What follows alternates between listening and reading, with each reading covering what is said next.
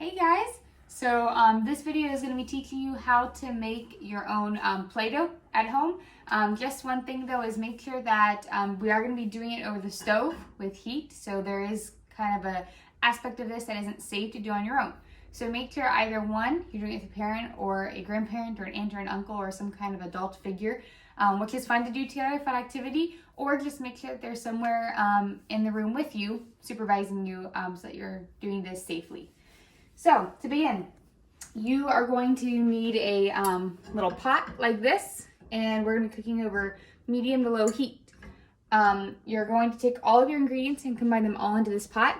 Our first one is 1 cup of flour. This is just regular white flour that I got from Kroger.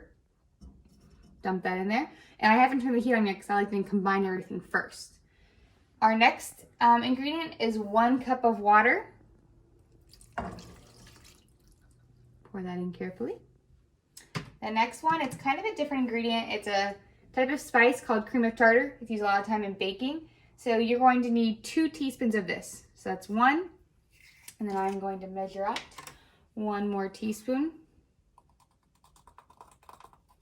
All right, there's 2 teaspoons of cream of tartar.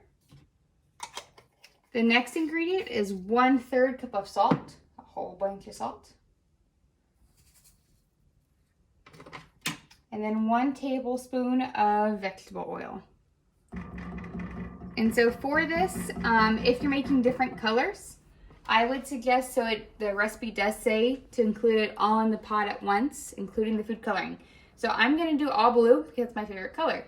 If you wanted to do different colors, I would suggest cutting this recipe in half and doing half of each of these ingredients and doing the first color with the first batch and the second color with the second batch. You could try to do it white and then add the food coloring at the end. I'm just going with what the recipe said, do it all at once. So I'm just gonna add my food coloring to it to see how it goes. I'm just adding a whole bunch because I like it to be vibrant, bright blue. I was combining the words bright and vibrant there. All right, so I'm gonna go ahead and start my burner, light it carefully, and then I'm gonna have it at medium to low heat. So we're just gonna stir this. And it said to stir until the ingredients are completely combined and they start to kind of bunch up into a dough. So you can take a look. So they're starting to combine, but they're not necessarily bunching up into a dough. They're still pretty liquidy.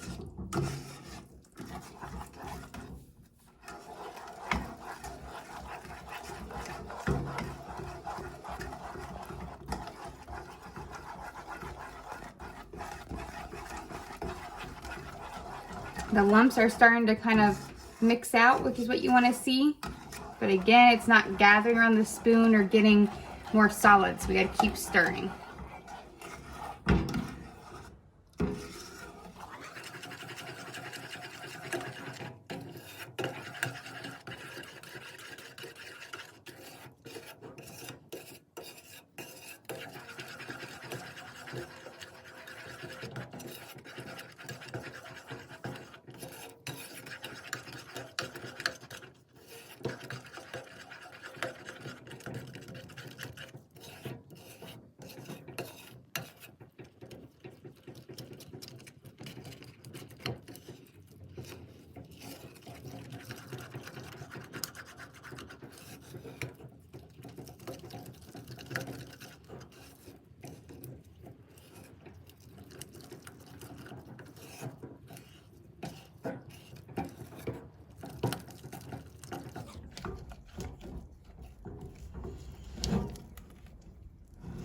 So you notice now that it's starting to really clump up and to get solid, and I'll be honest, it's a little hard to stir as some of it is clumping and some of it is still cooking. So you're just gonna keep stirring it, really get in there. And you're gonna keep doing this until it all is clumped up like a dough. So see how it's starting to form together there? That is what you want it to see at the end for all of it. But I am not there yet. It also keeps going into my spoon, so I'm trying to get that out so that part cooks as well. I think I'm gonna have to get another extra spoon out to scrape that off. It is just not coming. Okay, let's try that.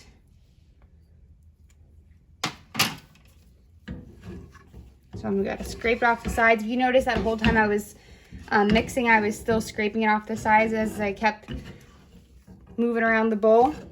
So this is what you want to see now. When it clumps up all together like that, that it starts kind of combining together and it's no longer separate. This is when you know it is done, and it kind of, you know, looks like Play-Doh, because that's the point. So I'm gonna go ahead and turn off my heat, and what I'm gonna do now is let it give a couple seconds to just kind of cool off in the pan a bit. And then what I'm gonna do is I'm going to carefully take it. Now this pot is still hot, so don't touch it. I'm going to carefully take it off the oven, and I'm going to transfer it.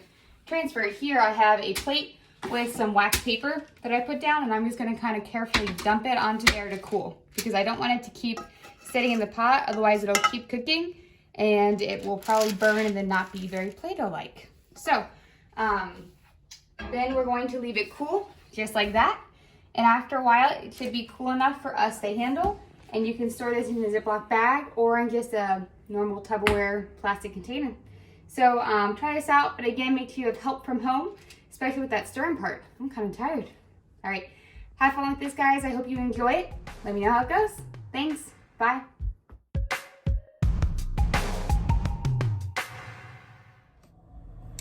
Hey guys, for this next video, I'm going to be teaching you how to make friendship bracelets out of thread. So to do this, I have just gone to craft stores and I got this huge bag of what's called crafting thread.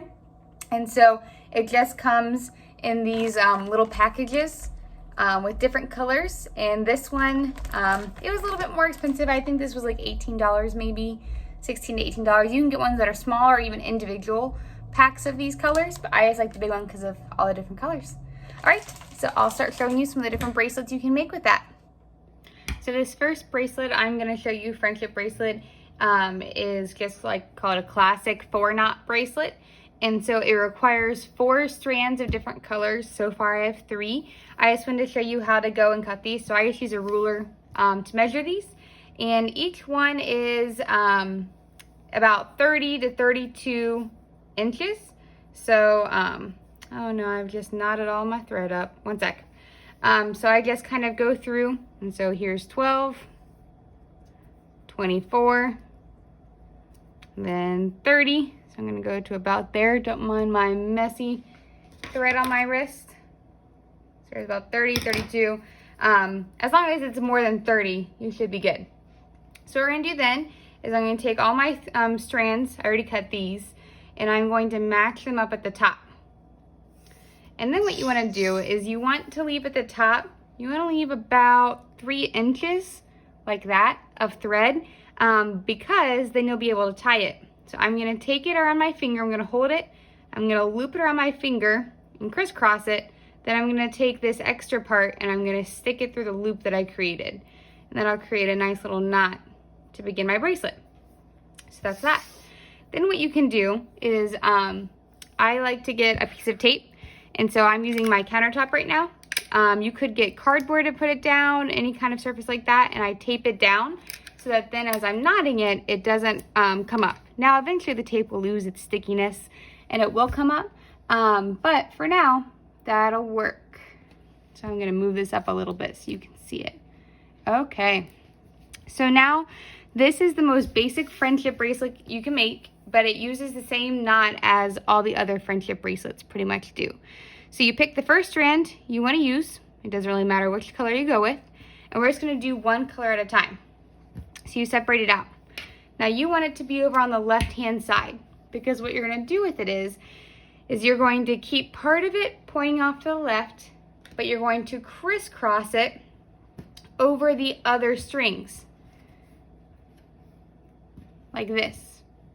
So notice it's off to the left, and then I pulled it over, and now I have it crossing the other strings. This is called the 4-knot because it looks like a 4. So what you're gonna do then is you're gonna take this extra bit that you have put over the other strings, and you're going to put it under the strings through that little flag you made up there. So again, I took it, I grabbed the end that's off to the side, and I'm holding down this left side, and I'm going to take it and put it underneath the other strings and put it through. Then I'm gonna pull the end, and so now we have a knot.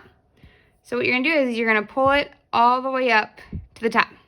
Now I'm gonna do that again. So I have my string crossing it to the left, bring it back over to the right so it's over top, put it underneath the other strings and through that little flag loop I made. And then I'm gonna take it and I'm gonna pull it up. So you keep doing that. So I'll show you. So this is my trick, is I grab this with my hand. Once you get good at this, I keep this hand out and I hook it so it makes a little 4 knot, and then I put it through that loop and I pull it up. And so you just keep doing that. And if you notice, it starts to kind of build up so that now it's knotting all the other colors together. Gonna keep doing that. And now you can do this as long as you want. So if I wanted to, I could stop right where I am right now. I could stop and I could switch to a new color. Or you could do this for longer. So I'm gonna do for longer just because I want to show you, because what this knot does is that every time I'm pulling up and knotting it, it's creating a little bump, you could say. But it's cool because of the way this knot is it's twisting around the other strings. So let me do a bit more so you can really see this. Okay, I'm gonna zoom in so you can see that. So if you look there, you can kind of see how it's twisting around the other strings. So if I wanted, like I said, I could switch colors. Let me show you what that looks like. So I'm gonna start with the yellow. I'm gonna separate out the yellow. I'm gonna combine the blue with the other strings. And I'm gonna do the exact same knot. I'm gonna bring it to the left, hook it, bring it off to the right and underneath. So I'm gonna keep doing this through my other colors just so you can see what it looks like. But we'll fast forward things a bit so you don't have to watch this whole time. Because these bracelets, I would say, as a beginner, would probably take you about an hour. For me, it takes me about 20 to 30 minutes to do one. But like I said, get creative. You can vary the number of knots you make for each color. So I could stop here and make this a short yellow one and do like a different kind of pattern. You can do any kind of creative pattern you want with it. So I'll show you what it looks like. Keep doing some more.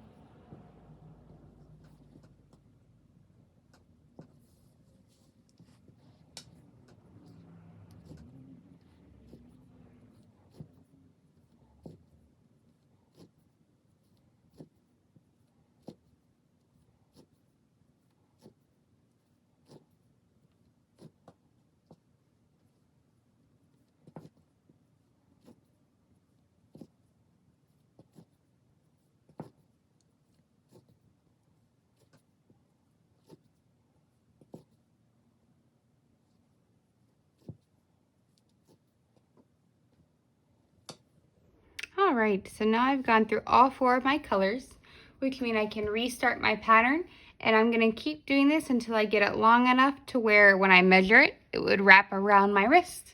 I'll show you that when it's done.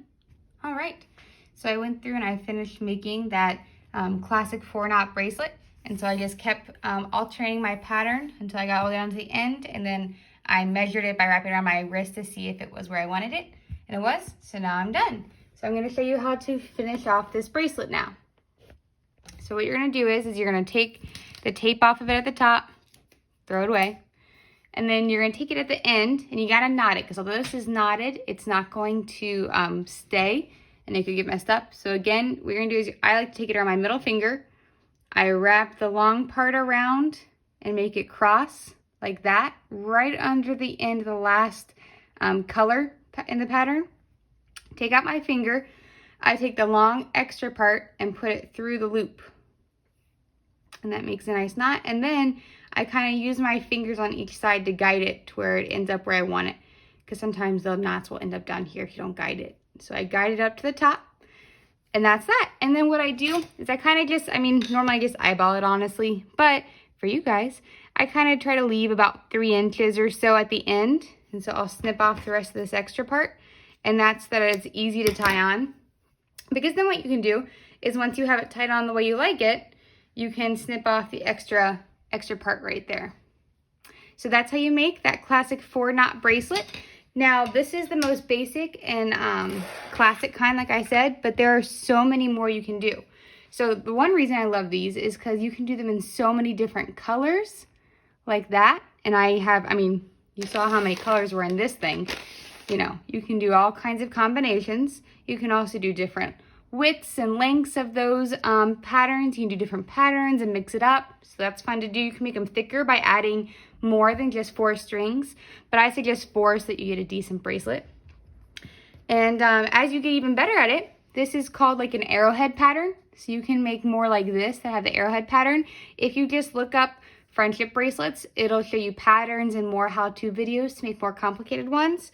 And I even have done one that's called a zigzag. So that's kind of cool because it almost looks 3D. This was a really fun one to make, but it took forever. And I will tell you, as you get into more complicated bracelets like these two, it will take a lot more string. Like I'm pretty sure this one took different lengths of string, but they both took almost, some of them were like 4 feet of string. So those are some of the different bracelets you can make. I even make some diagonal ones too. I don't have any examples of those. But I hope you guys enjoy this tutorial on how to make bracelets and some of your pictures if you do make some. Oh, and last thing, you don't have to use just this thread. I wanted to say that too. You can use normal just string, like some people use for knitting or things like that. I wouldn't suggest the like chunky string. You can use jute. You can use, I've even used that plastic string to make these too. So experiment, have fun, and I hope you enjoyed this. Thanks guys, bye.